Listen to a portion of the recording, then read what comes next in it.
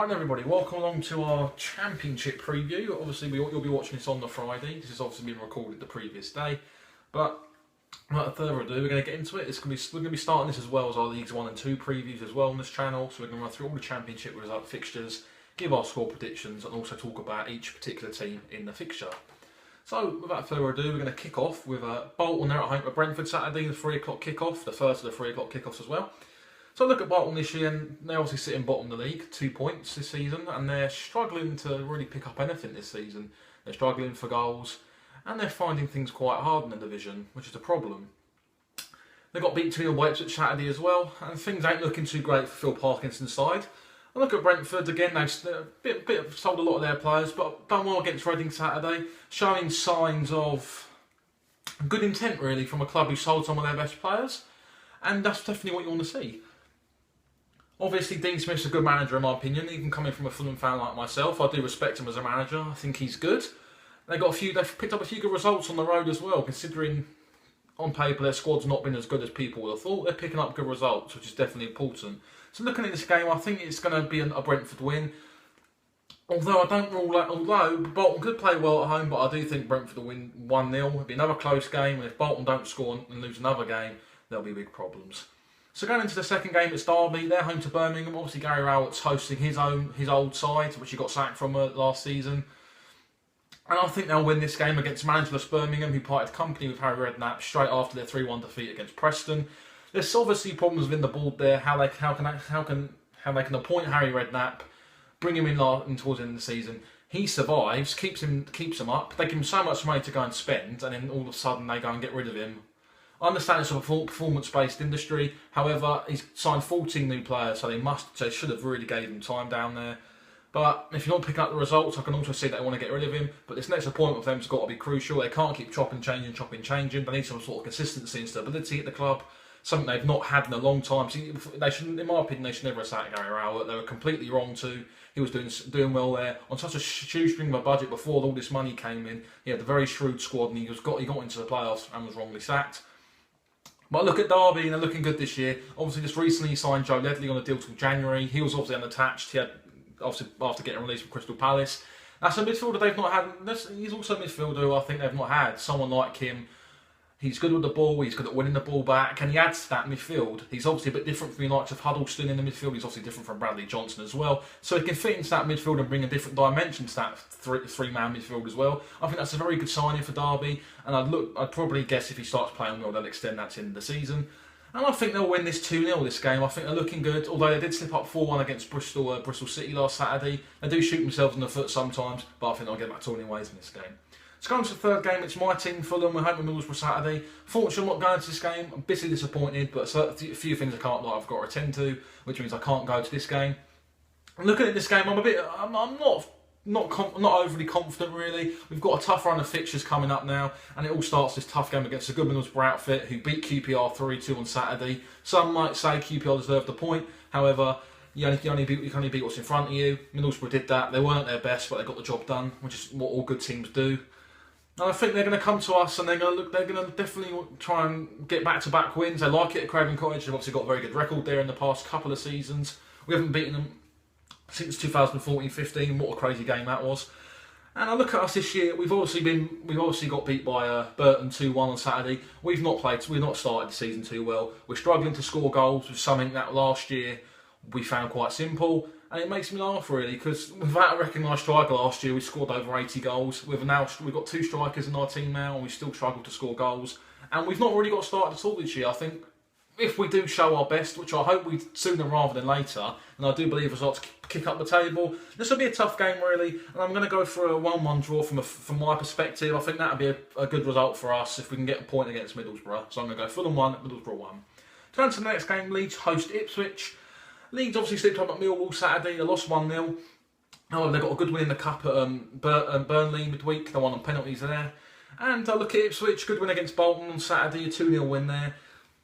And I think Leeds will win this game. Ipswich, I personally believe Ipswich are the type of team who went through the whole of August unbeaten. And I've always said they're a team that can go a month unbeaten, and they can go a month without a win as well. The inconsistency can be there at Ipswich. Obviously, they've got some good players there. I do like Bersant Chelina. I thought we scored an absolute worldie against QPR in the consolation goal as well. They've obviously got the likes of Martin Waghorn, Joe Garner, which a lot of people tend to mention. Obviously, Bialkowski in between the sticks is a good goalkeeper as well. And Dom Oilfer at right back's not too bad either. But I look at Leeds and I think they're going to have a bit too much in abundance for a fairly strong Ipswich side. Leeds, I think they'll bounce back here after their recent slip up at Millwall. They were only letting one goal, I believe, this season. No, not the one goal this season. They only lost one game this season. So I think Thomas Christensen, good manager. He's got some good players down there. And I think they'll win this 2-1. Let's go into the next game. Norwich host Bristol City.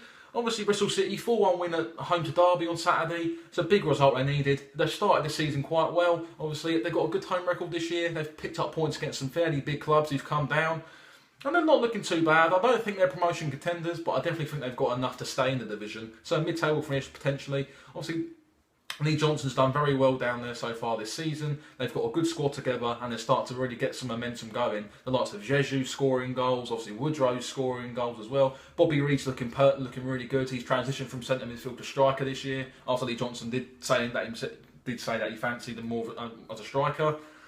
And I think they're not looking too bad. Norwich are going on to Norwich though. They've got some good players as well. They're a shade inconsistent for me really. Obviously, this Daniel Farkas a work in progress there. This is not something that's going to happen overnight. It's a project really. And I do think that Bristol City will win this game. I think it'll be a 2-1 win for Bristol City because I think that Norwich are a bit inconsistent at home. However, Bristol City, I think with Aidan Flint back in the team and he's playing really well at the moment since coming back after his summer transfer saga, I really do think they'll win this game 2-1. So on to the next game, Preston host Millwall. Preston looking really good this year. They've obviously got a fantastic result Saturday, 3-1 at Birmingham. They're looking really good. Obviously Simon Grayson left them in the summer. They brought in Alex Neil, and Alex Neil was a fairly good manager. He's took on a very good team that on paper doesn't look the strongest, but as a team they play really well on the pitch. The likes of Tom Barkhausen up front, he's really good. He come from Morecambe last year and he's progressed. He's come on leaps and bounds for Preston. Obviously Jordan Hugill as well up front, the main man. They've got Tom out at the back and Sean Maguire, 2 new summer recruits. Obviously, Sean Maguire, he looks a good player as well. Potentially, Martin O'Neill could be looking at him for a potential Ireland call-up in the next international break. Potentially so. I look at Millwall as well. Obviously, they're big rivals, Leeds, and that would be brilliant for them. They could probably use that as a start to kickstart their season this year. Obviously, Aidan O'Brien with a goal and a 1-0 win there. And I think Millwall, they're not looking too bad, but I do think Preston will win this game because Preston are playing really good football at the moment. And I do like the way they play and I think they've got a really good manager. So I'll go Preston 2, Millwall 1. Let's go into our next game, QPR host Burton Albion. So look at QPR, they're not doing too bad. That was unfortunate not to get a point at Middlesbrough on Saturday, I felt. They had plenty of chances to go and get an equaliser. Obviously, Pavel Showak hit the post, followed by a big ball shot that scraped over the crossbar. And they've brought some good young players in. David Wheeler scored Saturday. He's come from Exeter in League 2. He scored quite a few goals for the Grecians last year. And he's proven that transition from League 2 to Championship's not too bad yet, although that's only his first game, so we can't look at that too much. Obviously, bright to say, Samuel's coming from Blackpool. He's obviously not played, I don't think, yet. But again, they're showing signs of building to the future. They've obviously got a new transfer policy of watching spending to make up for the years of constantly overspending. I look at Burton Albion, obviously they beat us on Saturday 2-1. And they're not looking too bad. I think they'd be much more better at home than we're on the road. But they've got a decent little squad, and I think they could just about start this year. But I do look at this game, and I think it'll be a draw in my opinion. I think both sides have got the same amount of quality on the pitch, and I think both sides will cancel it out. And I'm going to go with a 1-1 draw. Let's go into the next game. Reading host Hull at the Madejski Stadium. So I look at Reading. They picked up a good result at Brentford Saturday. Obviously, they was unlucky that it couldn't have been more goals. Obviously, Aluko narrowly missed right at the end. I think he hit the crossbar. And obviously, they've got the likes of Liam Kelly playing well. He scored the penalty. Again, another one Martin O'Neill could look at for a Republic of Ireland call-up in the next international break. They've brought in some good players as well. Bod Varson's doesn't look too bad. Manone's in between the sticks. And I think Reading are really suffering from that playoff hangover at the moment. They've not really got going. Similar to us, they've not got going yet. Potentially a playoff hangover as well. And I think once they get going, they'll definitely push up the league because they've got plenty of quality, loads of quality in abundance. And look at Hull. I think the mid-table finish them would be reasonable. I also went to watch them against. They played us last week, and they're not a bad team, but the way they play, they like to go very direct. They're not too bad, but I don't think they're going to have enough quality to really challenge that top echelon of the table. And I do think Reading will come away 2-0 victory. And I think they're going to have too much quality for Hull. I don't think the Hull defensively are too impressive for me. They seem a bit shaky when put under pressure, and I think that's going to cost them in this game. Let's go into our next game. Sunderland host Cardiff. Let's go on to Sunderland. Obviously, they've got a good manager, Simon Grayson.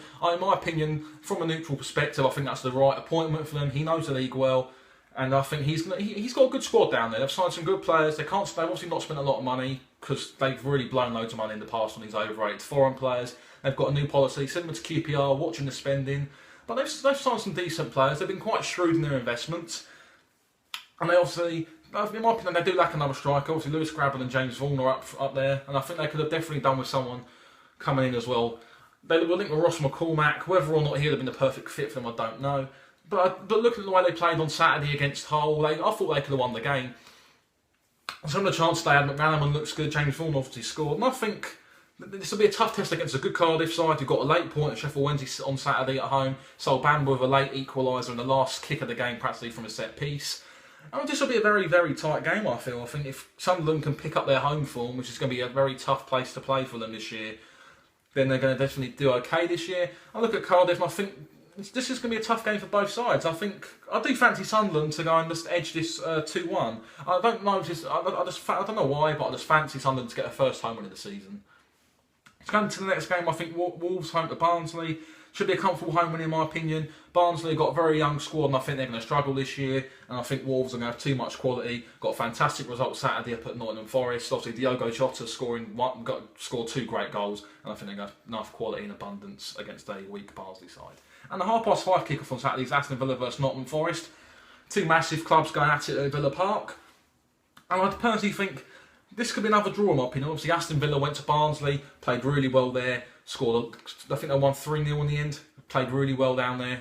Young Davies, he scored 2 goals, he scored a goal, Adoma scored a couple of goals as well. So they're not looking too bad. There's still a bit of split decision over whether Steve Bruce should stay or not. Apparently there's rumours saying Aston Villa are contacting Oscar Garcia, the ex-Brighton manager who's currently managing Saint Etienne, as a potential replacement. They might have him in the pipeline in case they do look to sack Steve Bruce. And I think if Aston Villa do lose this game, there could be a lot of pressure on him. Obviously, look at Nottingham Forest, narrow defeat to Wolves on Saturday. I think they're going to finish mid-table this year, and I do think this will be a tough game for them. But I fancy this to be Aston Villa 2, Nottingham Forest 0.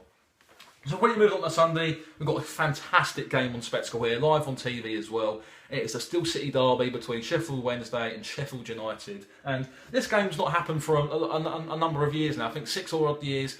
So the bragging rights are going to be back in the city. It's a huge game. I mean, you've got the Old Firm game coming up as well, but this definitely can compete you can kind of compete with it.